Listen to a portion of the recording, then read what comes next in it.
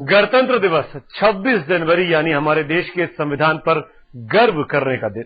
लेकिन अक्सर 26 जनवरी के जोश, उमंग और गर्व के बीच हम कहीं ना कहीं भूल जाते हैं उस शख्स को जिसकी बदौलत ये दिन आया, वो शख्स जिसकी बदौलत इस देश का महान संविधान तैयार हुआ। हम आपको दिखाएंगे उस महानायक की महागाथा जो भले ही देश के संविधान पर जाकर खत्म होती हो, लेकिन उसका आगाज होता है एक महान संघर्ष से।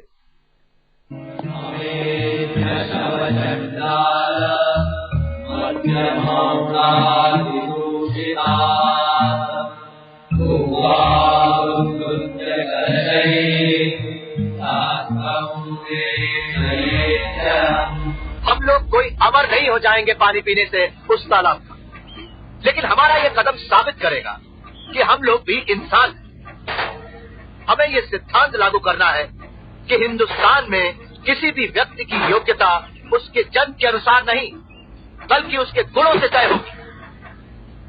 यहाँ हम हिंदुस्तानी समाज की नई रचना करेंगे, जहाँ ना ही जाति प्रथा होगी और ना ही वर्ग भेद होगा।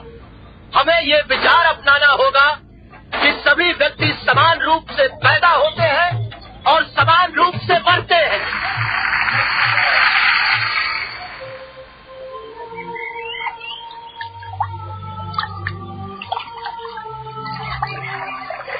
साल 1947, महाड़ का चावदार तालाब। हजारों हाथों तालाब का चिन्ह पानी घूंट बनकर गले के नीचे उतर रहा। लेकिन ये सब प्यास बुझाने के लिए नहीं था। सदियों तक जिन्होंने भेदभाव का कड़वा घूंट पिया था, वो लोग आज इस पानी के एक घूंट से हर कसैले स्वाद को मिटा रहे थे। उस रोज ये चावदार तालाब सचमुच लोगों के लिए गंगा से भी ज्यादा पवित्र हो गया था, जिन्हें अब तक सिर्फ तिरस्कार मिला था। और इस गंगा को महाड़ की धरती पर लाने वाला भगीरथ था डॉक्टर भीमराव बाबा साहेब अम्बेडकर।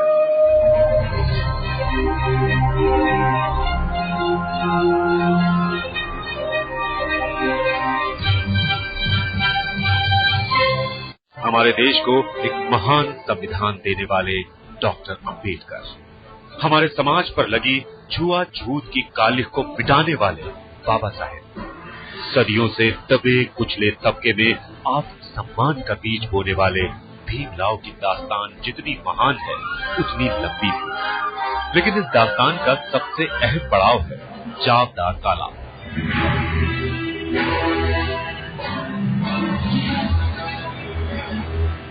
वो 1920 का दौर था। छुआछूत और भेदभाव पूरे चरम पर था, और ऐसी ही एक मिसाल थी ये महाड़ का चावदार तालाब।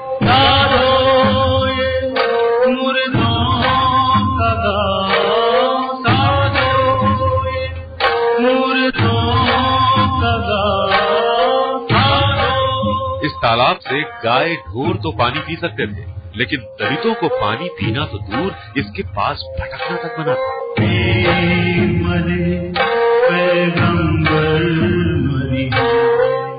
उस पर पानी लेने का अधिकार जो कानून से मिला था, लेकिन जिस पर अमल नहीं होता था, वो उन्होंने अमल करवाया। बाबा साहेब आगे आगे थे और हजारों लोगों का काफिला उनके पीछे चावदार तालाब पहुंच गया। इसके बाद वो हुआ जो इससे पहले हिंदुस्तान के इतिहास में कभी नहीं हुआ था। पहली बार दबे कुचलों और पीड़ितों ने अपना हक दर्ज कर दिया था।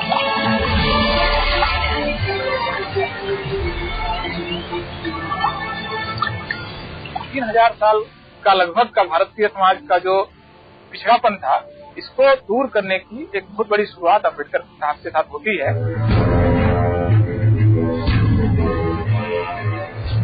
तालाब का पानी पीना तो एक शुरुआत भर थी।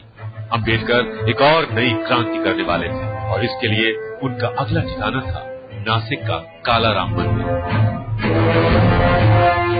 यहाँ दलित मंदिर में प्रवेश नहीं कर सकते थे, लेकिन अब अम्बेडकर ने इस कुप्रथा को मिटा देने का फैसला कर लिया था। वो यही कहते थे, ये मंदिर में प्रवेश करने से हम अमर नहीं होने वाले हैं, हमारे लिए कुछ खास मिलने वाला है, ऐसी भी बात नहीं है। और मंदिर में प्रवेश हम नहीं करेंगे तो हम मरने वाले भी नहीं है। लेकिन मुद्दा ये है कि मंदिर में प्रवेश करना ये मेरा हक है। अम्बेडकर ने मंदिर में प्रवेश के लिए सत्याग्रह शुरू किया। धर्म के ठेकेदारों ने मंदिर के दरवाजे बंद कर दिए। लेकिन जो हार जाए फिर वो भीमराव अम्बेडकर कैसा? लड़कर ही सही बाबा साहेब ने वो हक भी हासिल कर लिया जिससे सदियों से धर्म के नाम पर सताए लोग वंचित। तालाब का पानी पीना हो या मंदिर में प्रवेश, बाबा साहेब का ये संघर्ष आने वाले समय में हिंदुस्तान की तकदीर बदलने वाला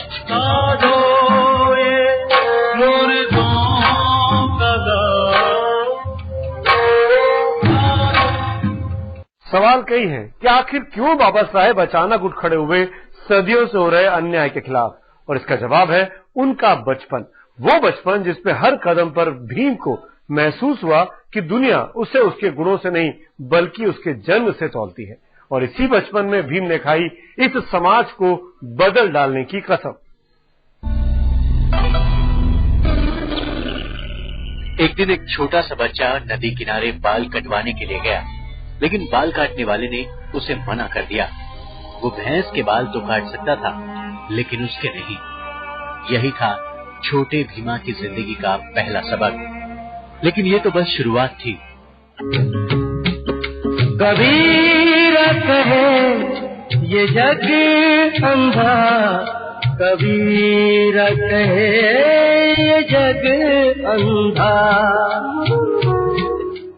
वो तारीख थी 14 अप्रैल 1891। मध्य प्रदेश के इंदौर शहर के करीब महू में हुआ भीमा का जन्म। उसके पिता रामजी सकपाल ब्रिटिश फौज में सूबेदार मेजर थे, लिहाजा उन्होंने अपने बच्चों खासकर छोटे भीमा की शिक्षा पर खास जोर दिया।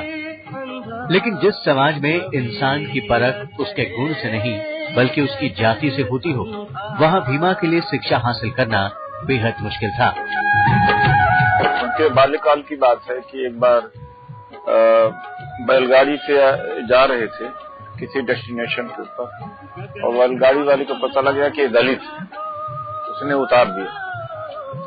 तो स्कूल में भी जैसे कि उनको पीछे बैठना पड़ता था, नल की टोटी कोई और खोलता था तब पानी पीते थे। भीमा को कई बार क्लास से बाहर बैठकर पढ़ना पड़ता, कई बार प्यासा रहना पड़ता, यहाँ तक कि उन्हें संस्कृत भी नहीं लेने दी गई, क्योंकि कोई शिक्षक उन्हें देवताओं की भाषा कैसे सिखा सकता था। लेकिन सब ऐसे नहीं थे। भीमा के एक ब्राह्मण शिक्षक महादेव अम्बेडकर उन्हें हमेशा आगे बढ़ने की प्रेरणा देते, यहाँ तक कि एक दिन उन्होंने भीमराव के नाम के आगे सकपाल हटाकर अपना सरनेम अम्बेडकर दे दिया, और यहीं से भीमा का नाम पड़ा भीमराव अम्बेडकर। 1907 में मैट्रिक की परीक्षा पास करने के बाद भीमराव ने मुंबई के एल्फिंस्टोन कॉलेज में दाखिला ले लिया। वो ऐसा करने वाले पहले दलित छात्र थे। 1912 में डिग्री पूरी करने के बाद अम्बेडकर के जीवन में सबसे अहम मोड़ आया। इस बार उनकी मदद के लिए आगे आए बड़ौदा के राजा सयाजीराव तृतीय। बड़ौदा नरेश उनकी मदद के लिए आ गए। फिर से पीयूष मास्टर जी उनको लेके बड़ौदा नरेश के पास गए, क्योंकि बड़ौदा नरेश ने तब टाउन हॉल में भाषण दिया था। उसने कहा था कि मुझे कोई अछूत लड़का मिल जाएगा, लड़का लड़की मिल जाएगी, लड़का विशेष रूप से जो कि होनहार हो, तो उसको मैं प्रदेश भेजने के लिए तैयार हूँ। 1913 तक आते आते भीमराव ने बड़ौदा रियासत की स्कॉलरशिप पर अमेरिका की कोलंबिया यूनिवर्सिटी में दाखिला ले लिया। भीमराव के लिए यही पढ़ाई अब उनका सबसे बड़ा हथियार बनने वाली थी। बाबा साहब ने संविधान तो इस देश को दे दिया, लेकिन एक नई क्रांति लाने के पहले ही उन्हें रोक दिया गया, और इसके बाद शुरू हुई एक ऐसी लड़ाई जिसने पूरे हिंदुस्तान की सोच को हिला कर रख दिया। बाबा साहेब की सेहत गिरती जा रही थी। वो अब राजनीति से ज्यादा भेदभाव, छुआछूत और शोषण को ही जड़ से उखाड़ फेंकने का नया ताना बाना बुन रहे थे, और इसके लिए उन्होंने चुना एक बहुत क्रांतिकारी रास्ता, धर्म परिवर्तन का रास्ता। हिंदू धर्म की सीमाओं से उनका जब मोह भंग होता है तब वो बाकी धर्मों का अध्ययन करते हैं। वो अमृतसर भी जाते हैं और स्वर्ण मंदिर जाकर वहाँ पर सिख धर्म के बारे में भी जानकारी इकट्ठा करने की कोशिश करते हैं, बाकी धर्मों का भी अध्ययन करते हैं। और आखिर में उन्हें लगता है कि बौद्ध धर्म एक ऐसा धर्म है जहाँ पर उनको जो समानता का तत्व है वो सबसे प्रबल रूप में है।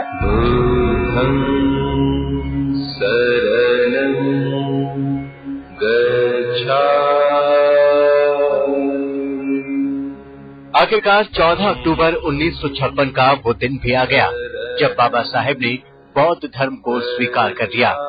उनके साथ पूरे 5 लाख लोगों ने बौद्ध धर्म को ग्रहण किया। पूरे देश में बाबा साहेब के इस कदम से खलबली मच गई, लेकिन ये सिर्फ धर्म परिवर्तन नहीं था, बल्कि ऊंच नीच को खत्म करने के लिए उठाया गया एक कठोर कदम था।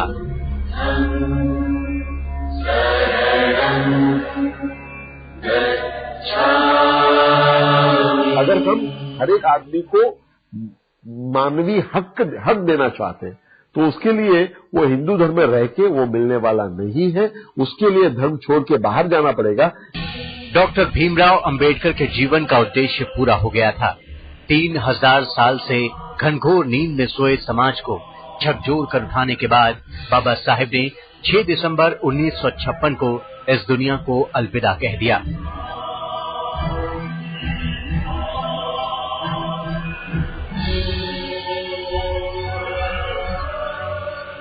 उनके अंतिम संस्कार में लोगों की भीड़ मुंबई की सड़कों पर उमड़ आई। पूरे बौद्ध रीति रिवाज से उनका अंतिम संस्कार किया गया और उनकी चिता को साक्षी मानकर 10 लाख नए लोगों ने बौद्ध धर्म को स्वीकार किया।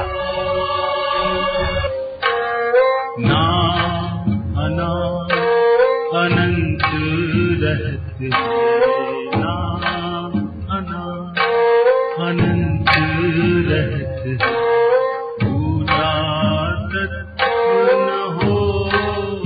सदियों की गुलामी के बाद हिंदुस्तान आजाद तो हो गया, लेकिन आजादी को हमेशा कायम रखने के लिए संविधान तैयार करने की चुनौती अब सामने थी और इस चुनौती को स्वीकार किया बाबा साहेब अंबेडकर ने।